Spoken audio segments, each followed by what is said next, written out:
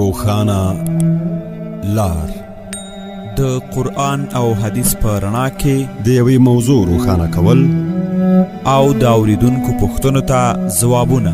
د بلمازه نه سړی ځان منع کي تګ راتګ ورسره نه کوي، نو ګناهګار خو کې نه دی. د ګناه په کار کې د چا سره مرسته مه کوئ، نیکۍ کار کې مرسته کوئ. ګاډي کې موس کېږي، روان ګاډي کې. طلاق دی، که هغه په رښتیاو کې وي او که په ټوکو کې وي. وړاندې کوونکی مفتي عبدالاحد خاکسار.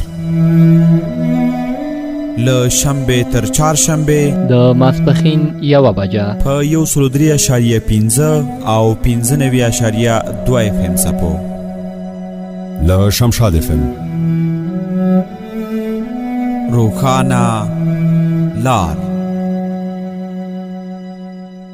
چې د هجرت او جهادونو مجموعه ده، څه ښکلې مدینه ده، سنگر ده د اسلام. څه ښکلې مدینه ده، سنگر ده د اسلام. الحمد لله رب العالمين، الصلاة والسلام على أفضل الأنبياء والمرسلين وعلى آله وأصحابه أجمعين. أما بعد، فأعوذ بالله من الشيطان الرجيم. بسم الله الرحمن الرحيم. رضي الله عنهم ورضوا عنه. إن الله وملائكته يصلون على النبي يا أيها الذين آمنوا صلوا عليه وسلموا تسليما. اللهم صل وسلم على سيدنا ومولانا محمد وعلى آل سيدنا ومولانا محمد كما صليت على إبراهيم وعلى آل إبراهيم إنك حميد مجيد. اللهم بارك على محمد وعلى آل محمد كما باركت على إبراهيم وعلى آل إبراهيم إنك حميد مجيد.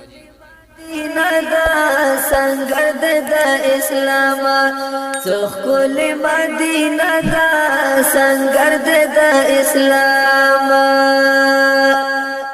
لار او بر ورته را درومي، څه ښکلې مدینه ده، سنگر د اسلام. د پاک رسول پکې موجود شنه روضه ده، څه ښکلې مدینه ده، سنگر د اسلام. څه ښکلې مدینه ده، سنگر. خپلې پوښتنې د موضوع اړوند یا خارج له موضوع څخه خپلې پوښتنې را سره شریکې کړئ. هغه ګران اورېدونکي چې غواړي له موږ سره اړیکې ونیسي، نو زمونږ د اړیکو شمیره 0-2-8-6-5-5 02-02-300-500. نننۍ خپرونه مو د تیر په څیر یو موضوع ته بیا ځانګړې کړې ده. غواړو د دې موضوع اړوند معلومات د قرآن عظیم الشان او د تعلیماتو نبویو صلی الله علیه و آله وسلم نه او د علماء کرامو د اقوالو نه ستاسې په درانه حضور کې تاسو درنو ته وړاندې کړو. د رب العالمین جل جلاله نه د صحیح وینا او د عمل توفیق غواړم، او تاسو ته د صحیح اورېدو او د عمل توفیق غواړم. الله دې دواړو ته نصیبه وګرځوي. زمونږ نننۍ موضوع د یو صحابي په فضیلت باندې، چې هغه صحابي حضرت سعد بن معاذ رضی الله تعالی عنه په نوم باندې یادېږي. د هغې د فضیلت په حقله سره خبرې کوو. صحابه کرام په مجموع کې د رب العالمین جل جلاله داسې پاکان بندگانو چې هغوی همیشه د پاره د الله د رضا د پاره کارونو ته ادامه ورکول او هغه کارونه به انجام کول. د دې وجنه رب العالمین جل جلاله قرآن عظیم الشان کې د ټولو صحابو په حق له فرمایي رضی الله عنهم ورضوا عنه. الله د دوی نه راضي دی او دوی د الله نه راضي دي او خوشاله دي. نو یقینا صفات رب العالمین جل جلاله قرآن عظیم الشان کې ډیر کړه. زې په زې باندې قرآن عظیم الشان د دوی د ایمان او د دوی د نیکو اعمالو ستاینه کوي، بلکې رب العالمین جل جلاله ټول انسانیت ته وایي چې ستاسو ایمان به هغه وخت قابل د قبول وي کله چې ستاسو ایمان د صحابو د ایمان غوندې جوړ شي. رب العالمین جل جلاله فرمایي چې دغه کسانو چې دوی دعوه د دې کوي چې موږ ایمان خپل قوي کو، نو واذا قيل لهم آمنوا كما آمن الناس، الله فرمایي کله چې د منافقین ته وویل شي چې تاسو ایمان راوړئ، ایمان قبول کړئ لکه څنګه ایمان چې صحابه کرامو قبول کړو. نو رب العالمین جل جلاله دلته د صحابه کرامو ایمان په مثال کې پیش کړي. صحابه لوی خلقو د محبوب علیه الصلاۃ والسلام مبارک صحابه هر یو د قدر وړ دی، هر صحابي ځان ته خوشبو لري، د هر صحابي فضیلتونه ځان ته دي، مگر حضرت سعد رضی الله تعالی عنہ د بعضی فضیلتونه دي چې علماء کرامو هغه ذکر کړي. 11 فضیلتونه علماء کرامو ذکر کړي چې دا ځانګړتیاوي الله ته تور کړي. اولنې ځانګړتیا چې دته الله تعالی ور کړي او دیس کې ور سره نور ملګری هم شریک دي چې هغه د جنگ بدر په غزا کې د شرکت کړو. جنگ بدر کې د رسول الله صلی الله علیه وسلم د امر لاندې ته په غزا کې شرکت کړو. نو دا د صحابي او فضیلت ته خودی فضیلت کې ور سره بدرین صحابه کرام چې 314 علما یادای تی په کې سره شریک دي. ولی علماء کرام بدری صحابه کرام د ذکر کوي د دې وجنه علماء کرام ذکر کړي قرآن عظیم الشان کې او په احادیث مبارکو کې د بدری صحابه کرام صفت راغله. نو حضرت معاذ د هغه جملې څخه یو سړیو چې الله د صفات کړي دي، نو دا د بدر په صحابه کرامو کې هغه صحابي دی چې د بدر په غزا کې د شرکت کړی او د بدر دغه 314 نمونه علماء کرامو د دې په حق لیکلي چې چیرته څوک دا وایي. شارحین د بخاری اکثره بعضی دا قول ذکر کوي، بعضی دا قول ذکر کوي چې دی نمونه کوم انسان واخلي او بیا د رب العالمین جل جلاله نه دعا وغواړي، الله تعالی دعا قبلای. اشرف علی تانوی رحمت الله علیه مناجات مقبول کې دا 314 صحابه کرام نمونه ذکر کړي، امام بخاری سے هم ذکر کړي. نو دا یو فضیلت ده. په نور ډیرو صحابو باندې دغه 314 صحابو ته الله تعالی ورکړي چې یو پکې حضرت معاذ ابن جبل رضی الله تعالی عنہ سرگرد د اسلام د شهداو پسرو وینو تکس. دویم فضیلت چې علماء کرامو ذکر کړي هغه د معاذ ابن جبل سعد ابن معاذ رضی الله تعالی عنہ فضیلت داده چې بنی قریظه مبارکه کومه فیصله د کړي وا هغه قوم دا مطالبه وکړه چې زمونږه فیصله دی سعد ابن معاذ رضی الله تعالی عنہ کی. دغه صحابي چې فیصله وکړه رسول الله صلی الله علیه وسلم مبارک ورته فرمایل اے سعد دغه سي فیصله الله تعالی د اسمانونو نه پورته کړي وا. مطلب دا ده چې الہ العالمین جل جلاله ستاد فیصله غوندي فیصله کړي و، ستا په دې فیصله باندې الله راضي دی. الله ستا فیصله هغه خوخه کړي ده. نو دا د یو فضیلت ته چې د دې فیصله وکړه چې د محبوب علیه الصلاۃ والسلام په خلی مبارک ورته دا راغلل چې دغه فیصله الله هم کړي و. دریم فضیلت علماء کرام دا ذکر کوي چې دا هغه صحابي دی چې د رسول الله مبارک په سینه مبارک باندې یا پتون مبارک باندې د ساور کړي ده. دا د بل فضیلت ته څومره بهترین صحابي چې د محبوب مدني صلی الله علیه وسلم مبارک په سینې مبارکې باندې او یا پتون مبارک باندې د سری خیره او بیا روح پرواز کړه. یقینا دا ډېر بهترین صحابي دی. علماء کرام لیکي کم صحابي چې د ژوند اخیری شیبې اخیری ساګانې د محبوب علیه الصلاۃ والسلام په غېږ کې ورکړي څنګه باغې ته الله عذاب ورکي. الہ العالمین جل جلاله باغې ته څنګه عذاب ورکي. رب العالمین جل جلاله باغې ته څنګه د جهنم اور اخی چې کوم یو صحابي د محبوب علیه الصلاۃ والسلام په سینه مبارکه باندې سا ورکړي. نو دا د دې یو فضیلت شو. څلورم نمبر فضیلت دا دی چې د اسمان دروازې د هغې دپاره واضح شوې وي کله چې یو انسان وفات شي.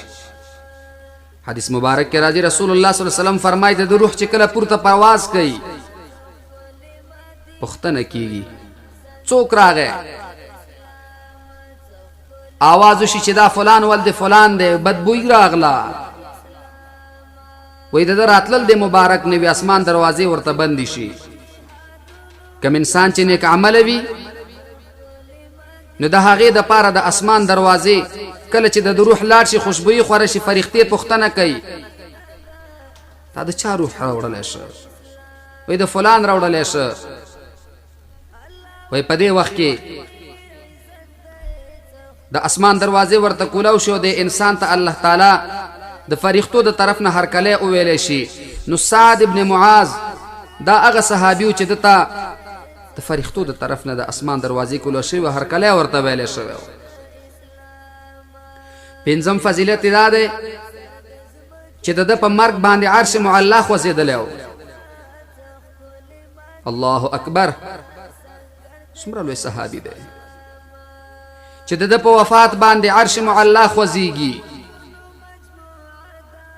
زمونږ او ستاسو په مرګ باندې عرش معلا خوځېدل خو ډېره لرې خبره ده، بلکې هغه خپل کورنۍ هغه مغه ساعت خفه وي او بیا ساعت پس خوشحاله وي. او دا یو داسې مبارک صحابي دی چې د ده په وفات باندې عرش معلا خوځېدلی. علما لیکي ولې خوځېدلی؟ وایي د ده په نیکو اعمالو باندې عرش معلا خوشحالېده. کله چې د ده د نیکو اعمالو سلسله بنده شوه نو عرش معلا خفه شو. نو دا یو دومره لوی صحابي دی چې د دې په وفات باندې عرش معلا خوځېږي. شپږم فضیلت دا دی په کومه کوټه کې چې د ده لاش مبارک پروت و، بدن مبارک پروت و، روح پرواز کړی او په هغې کوټه کې دا پروت و، هغه کوټه کې دومره فرښتې ناستې وې چې هغه کوټه د فرښتو نه ډکه وه. سبحان الله، ځای پکې نه و د ناستې. نو یوه فرښتې هغې خپل وزر راغونډ که د هغې ځای باندې رسول الله صلی الله علیه وسلم مبارک کېناسته. څومره لوی صحابي دی چې د ده لاش ته او د ده بدن ته فرښتې راځي. دا د ده فضیلت دی، دا د ده په ځانګړتیاوو کې یو خصوصیت دی چې الله د ته ورکړی و. د ده په وفات باندې فرښتې راغلی دي او د ده سره په دې کوټه کې موجود دي. اووم نمبر رسول الله صلی الله علیه وسلم مبارک ورته په خپلو پښو مبارکو باندې یا لاسونو مبارکو باندې ورته قبر کنستلی دی. پخپو مطلب دا دی چې بیلچه باندې د ده په قبر کې کار کړی دی. په لاسونو دا مطلب چې د ده د قبر نه په خپلو لاسونو مبارکو باندې خاوره ویستلې ده. څومره بختور صحابي دی چې د الله محبوب محمد رسول الله صلی الله علیه وسلم مبارک د ده په قبر کې خپل عملا کار کوي. وه څومره ځانګړتیاوې الله ورکړي، څومره لوی فضیلتونه الله ورکړي دي. سړی په اورېدو باندې حیرانه شي. د انسان زړه دا تمنا کوي چې کاش د د دې په ځای باندې زوای خدا فضیلت خدا خو په طاقت نه ده دا په زور نه ده دا د رب العالمین د طرف نه یو بهتري ده چې رب العالمین جل جلاله یې ورکوي دا هغه صحابي دی چې د په قبر کې رسول الله مبارک په خپله کار کړی او دا به صحابه لوی مقام ګڼه یو صحابي وایي د شپې ماسخوتن زه راتلم په میدان کې مې رڼا غوندې وکتله چې ګورم آواز کیږي د رسول الله مبارک آواز دی آواز کې دا ورور مې راکوي چې زه په لحد کې کېدم چې راغلم یو مسافر صحابي وفات شوی دی رسول الله صلی الله علیه وسلم په خپل لاسونو مبارکو باندې قبر ته ښکته کوي دا صحابي وی ما ویل کاش چې دغه انسان زه وی چې په خپل لاسونو مبارکو رسول الله مبارک خاورې ته سپارلی وی څومره لوی صحابي دی او چې د چا په قبر کې رسول الله مبارک خپله کار کوي د هغې د فضیلت او د هغې د بهترۍ اندازه تاسو لګوئ په هغې باندې سوچ تاسو وکئ چې دا به څومره بهترین صحابي وي چې د هجرت او جهادونو مجموعه ده څه ښکلې مدینه ده سنګر ده د اسلام څه ښکلې مدینه ده اتم فضیلت ورته الله تعالی دا ورکړی کله چې د دې جنازه پورته شوه کټه کله پورته شه ادیرې ته وړلی کېږي رسول الله صلی الله علیه وسلم مبارک وفرمایل جنازه فرښتو پورته کړې ده سعد ابن معاذ رضی الله تعالی عنه دا بهتري چې جنازه فرښتې جګی او د دې گواهی د رسول الله صلی الله علیه وسلم مبارک په خلی مبارک باندې کیږي څومره لوی فضیلت ده والله اعلم چې زمونږ به د مرګ نه بعد څه حال وي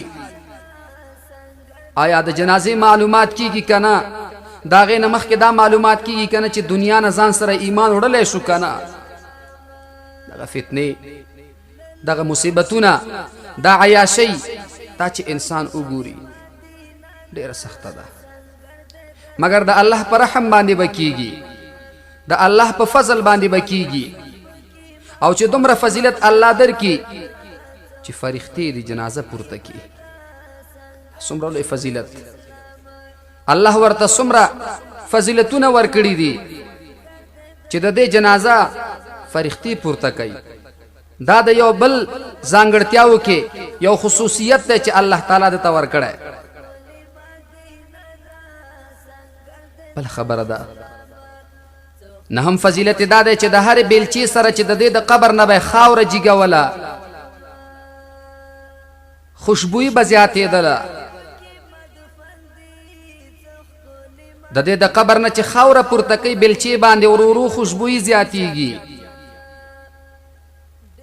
علما لیکي په دوه وجو یو خدا ده چې رسول الله مبارک په دې قبر کې خپل عملا کار کړی دی خوشبو نه ډک دی دویمه دا ده چې حضرت سعد لوی سړی دی د قبر نه خوشبویي راځي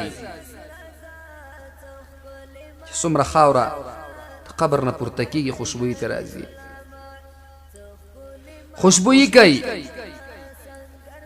دا د دې یو بل فضیلت دی چې الله تعالی درته ورکړی صحابه لوی خلک دي د صحابه کرامو په شان کې سپکه خوله مه خوځوئ اگر که هغه صحابي د مرتبې نه ټیټ وي زما ستا خوله تا ډېره وړه ده د صحابو په شان کې هېڅ هم نشو ویلی که یو خبره ښکاره موږ ته ښکاري چې دا د قرآن و حدیث سره په ټکر کې دی بس خبره منم صرف د صحابي دغه خبره مه منه بد ردې ورپسې مه وایه متاسفانه داسې خلک شته مستقل کتابونه په دې لیکلي دې صحابي نه دا غلطي شوې ده د ده نه دا شوې ده زه وایم مسلمان ورور که د هغه نه هره غلطي شوې ده هغه مخکې تېر شوی دی خبرې باندې عمل مه کوه اول خو یې ثبوت ته نشي رسولی بیا خو که چېرته ورسېده ثبوت ته نو هغه زموږ مشران دي هیڅ چیرې بچی په پلار باندې جرحه نه کوي او نه یې کولی شي، نه جرحه منظوره ده. د دې داسې یو مثال دی چې یو انسان د اوسپنې دیوال ته سوک ورکوي نو دیوال ته خطر نشي پیښولی، خپل لاس ته به نقصان ورکي.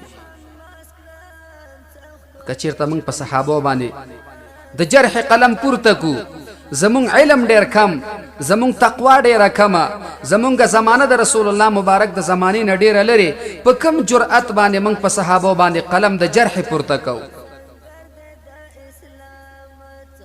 باید چې ادب او احترام د صحابه کرامو وساتلی شي. رسول الله مبارک فرمای الله الله فی اصحابی، د الله نه وویریږئ، د الله نه وویریږئ زما د صحابو په شان کې. نښې ته مو جوړوئ چې هر سړی په خپله نښه پخوي. لسم،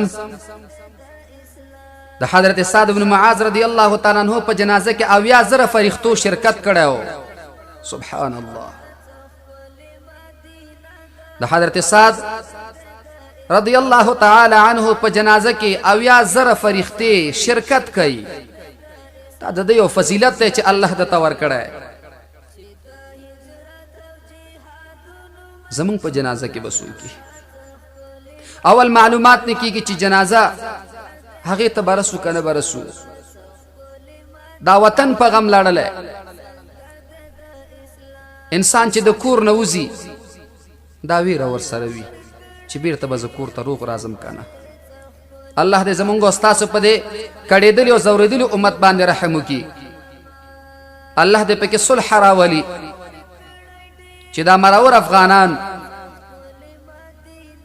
یا خفه افغانان یا هغه ورونه چې په خپلو کې سره بدۍ لري، الله دې وکړي چې بیرته په یو دسترخوان د اتفاق باندې راټول شي. نو د دې صحابي په جنازه کې 80,000 فرښتې هغه شرکت کوي. یولسم، دفن نه بعد د حضرت سعد بن معاذ رضی الله تعالی عنہ د قبر نه د مشکو او د عنبر غوندې خوشبویي راتله، د قبر نه خوشبویي تلله. رسول الله صلی الله علیه وسلم مبارک او فرمایل واه څومره ښایسته خوشبو ده د مؤمن سړي د قبر نه، د مؤمن سړي د قبر نه څومره ښایسته خوشبو ده. دفن کېدل نه بعد هم د هغې قبر خوشبویي کوي. دا د هغې په کرامت باندې دلیل دی. د امام بخاري رحمت الله تعالی علیه باره کې راځي چې د هغې د قبر نه هم خوشبویي تلله. چې ډېر علما کرام چې چا د دین خدمت په صحیح طریقې سره کړی دی، د الله د دین دپاره قربانۍ ورکړي، د هغې د قبرونو نه خوشبویي راځي. نو دا یو فضیلت دی چې الله تعالی حضرت سعد ته ورکړی. دا ټول فضیلتونه د محمد عمر پالنپوري رحمت الله علیه ذکر کړي. محمد عمر رحمت الله علیه پالنپوري هغه دغه جمع کړي دي او دا ذکر کړي چې الله تعالی دا خاصیتونه دا خصوصیات ورکړي حضرت سعد بن معاذ ته. عرض دا دی صحابه کرام ټول لوی خلکو، عزتمندو صحابو په شان کې سپکه خبره مه کوئ. که یو صحابي نه غلطي شوي ثابته وي نو هم ته په هغې جرحه مه کوه، په هغې قول باندې عمل مه کوه. نور د جرح او یا هغې پسې د بدو ردو ویلو باندې ته مامور نه یې چې ته صحابه کرامو پسې بدې ردې ووایې.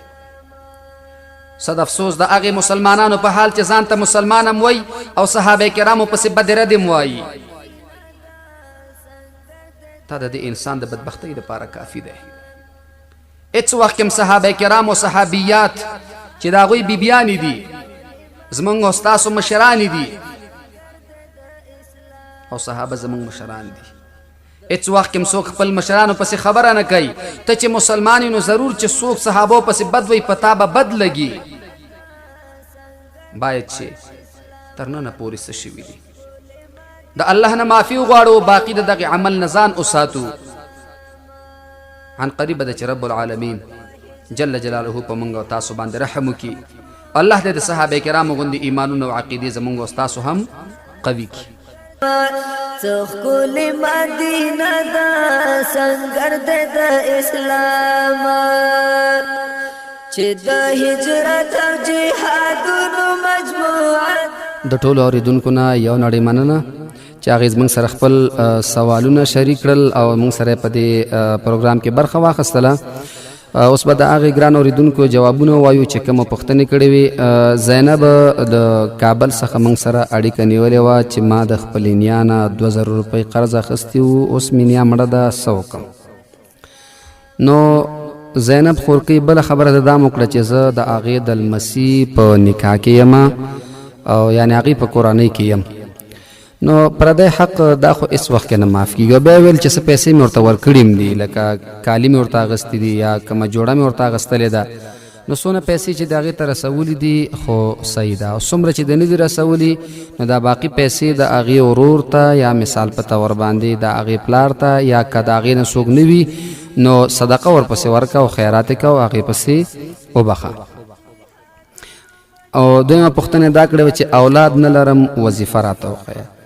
نو که قرآن شریف دی ویلی وي، د قرآن شریف دپاره د تلاوت دپاره بیا داسې وکړه چې یو آیت دی د قرآن عظیم الشان، ربنا هب لنا من ازواجنا وذریاتنا قرة اعین وجعلنا للمتقین اماما. کدا اوږد وي ربي هب لي من لدنک ذریة طیبة انک سمیع الدعاء، او کدا هم نشي ویلی نو بیا استغفار ډیر وایه او صدقه ورکوه، الله تعالی به درته اولاد درکړي. زیبا خورکۍ له خوست نه موږ سره اړیکه نیولې وه چې د کور کار کولو سره که ذکر کوم نو ګناه خو به نه ثواب دی. د دې وجې نه یو شاعر وایي چې دست بکار و دل بیار، په لاس باندې کار کوه او په زړه باندې الله یادوه، او دا ښه عمل دی چې کم کار کې الله تعالی باغې کې برکت هم اچوي، الله دې توفیق درکړي. دویمه پوښتنه دا وه چې روجې مې خوړلې دي د عذر نه، ګناه خو به نه عذر نه چې کله روجه وخوړلی شي د هغې ګناه هم نه وي او کفاره هم نه وي، نو د هغې قضا به راوګرځئ. که 2 روجې دې خوړلي او که لستې خوړلي دي د هغې قضا به راواړوي. محمد مسعود ورور د دې ساوز نه موږ سره اړیکه نیولې وه او پوښتنه دا وه چې د جمعې مونځ دپاره تقریبا 13 میله لرې تلل، که هلته یو سړی لاړ نه شي او نږدې د جمعې مونځو کې نو کېږي که نه؟ او کېږي، هېڅ مسله نشته پکې. کولی شئ چې تاسو څخه نږدې د جمعې مونځ کېږي همدغې مساجدو ته لاړ شئ، او که چېرته یو سړی وي چې زه فضیلت حاصلوم او هغلته غټ دغه جمع کېږي هلته ځم نو صحیح ده، هلته هم تللی شي، خو لیکن دا نږدې کلي کې که وکړي نو په مونځ کې څه فرق نه راځي. دویمه پوښتنه دا وه چې د اختر په لمانځه کې څو تکبیرونه دي؟ د اختر لمانځه کې ورور 6 تکبیرونه زیاتي دي، نور د عام مونځ غوندې مونځ دی او تکبیرونه پکې نه زیاتیږي، خو صرف 3 تکبیرونه په اول رکعت کې دي او 3 په دویم رکعت کې. بله پوښتنه وه چې سبحان الله والحمد لله ثواب لري او که نه؟ د حد نه ډېر ثواب لري. کوشش وکړه چې هر کله یې وایي پرېږدی ما، دا د الله تعالی نومونه دي. څلورمه پوښتنه دا وه چې پښې جوبلې وي آیا په ناسته باندې مونځ کولی شي که نه؟ او بیخي که ډاکټر ورته ویلی وي یا ده ته تکلیف وي خپله چې دی ودرېږي او پښې درد کوي نو په ناسته مونځ کولی شي. بلا عذره په ناسته مونځ مه کوئ، او که عذر درته راغی نو که بیا په ناسته مونځ کې نو ثواب درته د ولاړې الله تعالی درکوي. نو بې عذره په ناسته مونځ مه کوه، او که چېرته عذر سره دې وکړه الله تعالی به درته اجر درکړي. حزب الله ورور د لوګر نه موږ سره اړیکه نیولې وه او پوښتنه دا وه چې قرآن او فرقان معنا کې څه فرق دی؟ ډېر فرق دی ورور. قرآن علما لیکي قرأ یقرؤون اخیستل شوی دی، بار بار لوستلو ته وایي. قرآن عظیم الشان ته هم ځکه قرآن وي چې بار بار یې لولې زړه دې تورېږي نه، بلکې محبت دې ورسره نورم پیدا کېږي، مینه دې ورسره نورم زیاتېږي. دویمه پوښتنه دا او فرقان معنا څه شی ده؟ فرقان په منځ د حق او د باطل کې جدا کوونکی. 2 کسان چې خپلو کې په جنګ وي، یو ته حق وي او بل ته باطل وي، دې ته فرقان ویلی شي. د تورات په حق له الله تعالی هم د فرقان ټکی استعمال کړی او د قرآن عظیم الشان نومونو کې فرقان راغلی. بله پوښتنه دا وه چې په شپږو ځایونو کې خندل څومره ګناه لري؟ دا علما کرامو ګناه کبیره شمار کړي. د علماو مجلس کې، په مسجد کې، په جنازه کې، داسې د غم په مجالسو کې، په ادیره کې، داسې ځایونه علما کرامو ذکر کړي دا ګناه کبیره ده. ځکه دا ځای د هدایت ته چې ته هدایت واخلې، د عبرت ته چې ته عبرت واخلې، او دغه وخت کې دې سړي خلش کولی او خاندي، نو علما کرام لیکي چې دا ګناه کبیره ده. د دې نه دی باید چې ځان وساتي او انسان. صدیق الله ورور د چارسیانه موږ سره اړیکه نیولې وه او پوښتنه دا وه دلته چې کله ختم وشي، ختم زموږ دا خلک وکړي، بیا قرآن شریف د ماشومانو په سر د پاسه نیسي او ماشومانو ته وایي د دې نه لاندې تېرېږئ، تاسو به برکتي شئ. دا خو شرعاً څه دلیل نه لري او نه شرعاً کوم کتابونو ذکر کړی. قرآن عظیم الشان دې دپاره نه دی راغلی صدیق الله ورور چې هلته خلک دې دا پورته کیدي او د ده نه د لاندې خلک روان وي. قرآن عظیم الشان د عمل دپاره راغلی، د هدایت دپاره راغلی. د قرآن تلاوت وکړئ، قرآن ووایئ، د قرآن سره مینه وکړئ. قرآن خو اسم برکتي دی، ولیکن صرف دې دپاره ساتل چې بس همدغه پورته بعض علاقو کې داسې یو رواجي چې دا ونیسي ناوې او زلمي ته وایي د دې نه لاندې د قرآن عظیم الشان نه لاندې تیر شه، دې دپاره چې برکتي شي. نو صحیح ده، دا خو یو جدا مسله ده، مګر د قرآن حق دا نه دی او د قرآن هغه حقوق چې کوم علما ذکر کړي دا پکې نشته چې د دې نه دی قرآن عظیم الشان د پورته نیول شوی او لاندې یو سړی د هغې نه لاندې تېرېږي. داسې نه دی پکار. البته کوشش دا پکار وي چې د قرآن عظیم الشان په احکامو باندې عمل وشي. دویمه پوښتنه دا وه چې په آله د جارحې سره مې یو قرضدار باندې ګزار کړی، اول مې په سوک وهلی بیا په چقو، نو آیا څه نو دا خو قتل خطا نه دی بلکې دا قتل عمد دی، نو شریعت د خوانه خو مجرم یې، نو باید چې صلح که د هغې خلکو سره وشي او هغه درته معافي وکړي. نو امید دی چې رب العالمین درته معافي وکړي. که نه دا ګوره قتل عمد دی، قتل خطا نه ده، ځکه په آله جارحه دې سړی وهلی. دا زمونږ ټول فقها لیکي چې چقو دا آله جارحه ده او دا قتل عمد کې راځي، دا قتل خطا کې نه راځي. بله دا ده وایي زمونږ علاقه کې دا رواج دی چې په ناوې چې کله کوټې ته راشي نو میخونه پې ټک وهي. نو وایي دا څنګه دي؟ نو معلومات نه کړي چې دوی نجار کور ته راوړی دی که دوی ناوې کور ته راوړی، چې راشي او میخونه پې ټک وهي او دیوالونه پې په شرمونو وشرموي، نو دا خو شریعت د خوا نه هېڅ دلیل نه لري. دغه رواجونه دا بېځایه دي، د دې نه ځان وساتلی شي. باید چې دغه کم خویندې دا عادت کوي، د دې عادت نه دی ځان وژغوري او د شریعت پاک مطهره څومره ښایسته احکام دي. ناوې چې کور ته راشي نو د هغې عزت پکار ده، خو میلمانه ده، ته مخې سره ورته چټک په لاس کې ورکړې چې واخله شابه دا میخونه ټک وهه. د اول نه یې مزدوره جوړه کړي، نو داسې نه پکار د مسلمان قدر پکاري، احترام پکاري. بعض علاقو کې داسې وي چې هلته ناوې راوړي نو غېږ کې ورته معصوم واچوي چې خدای تعالی ورته هلک ورکړي. نو دا چې ورکړې نه وه هغه وخت کې چې 20 لکانه ورته غېږ کې واچوي معصومان، نو بچي نه کېږي. دا څه بې ځایه رواجونه خلکو شروع کړي، دا دلیل نه لري، هېڅ حیثیت نه لري. د دې نه ځان وساتئ. مومن ورور له غزني څخه اړیکه نیولې وه، ویلي چې مونږ د منډۍ نه بیرون سودا اخلو، دا څنګه ده؟ نو د چې کومه خبره وکړه وایي تقریبا 10-15 میله لرې اخلو، نو دا خو څه پروا نه کوي. البته که د منډۍ نه نږدې وي نو دا بیا غداري ځکه راځي چې هغه منډۍ والا پیسې ورکوي، هغې دغه ځای په کرا باندې نیولی. نو ته داسې مه کوه چې هغې سره دوکه وکړي، نو دغې دوکې نه ځان وساتئ. او باقي سودا خو صحیح ده، سودا خو شوې ده، مګر دا کار ښه کار نه دی چې نږدې په نږدې د منډۍ نه بیرون واخلي. او دا کوم مسله چې ده پوښتنه کړې دا خو ډېر لرې، 10 میله خو ډېر فاصله ده، که 1 میله هم ترمنځ فاصله وي بیا خو څه حق پې نه پاتې کېږي. خو داسې دی نه کوي چې منډۍ کې سودا جوړه کړي او بیرون دې ورته پیسې ورکړي، داسې نه دی پکار. دا د بل مسلمان حق وهل دي. تنها خورکۍ پوښتنه کړې وه چې زه چېرته میلمانه تللی وم او هلته زموږ د ډلې نه چا موبایل پټ کړ او بیا ما ته لاره کې وویلې چې دا ما د فلان ده، او ما ویل چې څنګه دې واخیسته، راته یې وویلې چې دا خو ما پټ کړ. نو بیا وایي ما د شرمه حال هم نه شو ویلی.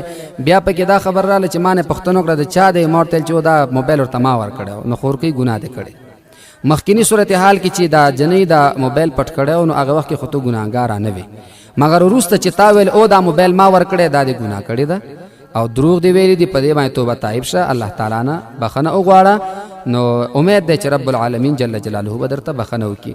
بل وایي چې دا خلک وایي چې داسې مه وایه نوروز دې مبارک شه، پسرلی دې مبارک شه، داسې ووایه چې پسرلی دې مبارک شه. نو دا خو څه دلیل نه دی چې پسرلی د مبارک شه او نوروز د مبارک شه دا د نور خلکو رواجونه دي. البته یو انسان د داسې دعا کولی شي چې الله تعالی دې ستا عمر مبارک کړي. نو صحیح ده چې الله تعالی ته برکت واچي، دعا په نیت باندې ورته ویلی شي. او که دغه پسرلی مبارک هم څوک دعا په نیت باندې وي خو صحیح ده، نو نور ورځو کې ولې نه وایي چې دغه نوروز پسې کلک نښتي دي. نو دا رواجونه بعض علما کرام بیا داسې وایي که بعضې خبره صحیح وي خو چې رواج سره وتړلی شي د هغې نه بیا ځان ساتنه پکار ده. او چې بهر ته چکر ته تلل پکې څنګه دي، نو تللی شي نوروز په نیت مزم داسې چکر په نیت باندې لاړ شه، که هېڅ مسله پکې نشته. په دغه ورځ باندې رخصتي ده، یو سړی ځي سروبي ته یا بل ځای ته ځي دې دپاره چې خپل هغه بچي دي تفریح ورته ورکړي، عیاشي او فحاشي نه کوي او چکر دپاره ځي نو ناروا نه ده، تللی شي. خو دې دپاره به نه کوي چې نوروز په خاطر باندې ځم، که دا نیت یې راوړ دا نیت یې باطل دی او دا چکر یې بیا د ده په ګناه کې راځي. کرام الله ورور لغمان اړیکه نیولې وه او هغې پوښتنه دا کړې وه چې کوزدې نه بعد خو سر کره ورتګ څنګه دی، خو نکاح یې نه تړل شوی. ګوره یو عرفي نکاح ده، یو شرعي نکاح ده. مونږ تاسو عرفي نکاح دغه چې تا قبوله کړې وه او قبوله د دا چې د خلکو مخکې وایو، او یو شرعي نکاح داسې ده چې هغه دا خبره قبوله کړله او ستا پلار بیا ستا دپاره دا جنۍ قبوله کړه. مخکې خبره خو شوي چې دا لور دې زما زوی ته په نکاح راکوي، صحیح ده. نو دا نکاح وشوه مګر شروط او هغه څه دلایل پاتې دي، نو دغه وخت کې دا د ښځه حسابېږي. نو باید چې صحیح که نکاح وتړلی شي، ډېره ښه بهتره خبره ده. خو دغه وخت کې ډېر تګ راتګ خو سر کره په کار نه، سړی چې ښه نه ښکاري ډېر. او بیا دغه وخت کې مطالبې هم ترې ډېرې کېږي چې لاړ شي نو څوک ورته وایي چې دا نوروزي راوړه، څوک ورته وایي دا اختری راوړه، دا غټ اختری شو. دا ټول رواجونه دي، ښه دا بې ځایه مصرف دی، اسراف دی. دې کې به نه هغه جلۍ والا دا مطالبه کوي او که هلک د خپل طرف نه څه کوي نو جدا مسله ده، خو اسراف دی. ګوره دې دپاره هم اسراف دی. بلو مانځه کې چې پرېوتلې خولۍ جګولی شي که نه، یو ځل دوه ځل که پرېوته نو که دا خولۍ په سر کېدي نو خیر دی، بار بار عادت دې نه کوي. بل وی چې ولا قسم دی که نه، نو ولا خو قسم دی، وو پکې اشمار دی، حروف قسمیو نشته، خو مګر د دې سړي عادت دی نو دې ته قسم نه دی. ځکه دغه لغو قسم دی، لا یؤاخذکم الله باللغو فی ایمانکم، خو ښه عادت نه دی، باید چې دې نه ځان وساتلی شي. فوزي خور کوي هغې له شارک نه موږ سره اړیکه نیولې چې فرضي روژې مې پاتې نفلي نیولی شم که نه، او نیولی شي، هېڅ مثلا پکې نشته. وایي په تهجد کې خاص صورت ویلی شي، 4 صورت پکې وایي ووایه. باقي مو په رب العالمین جل جلاله سپارم. السلام علیکم ورحمة الله وبرکاته.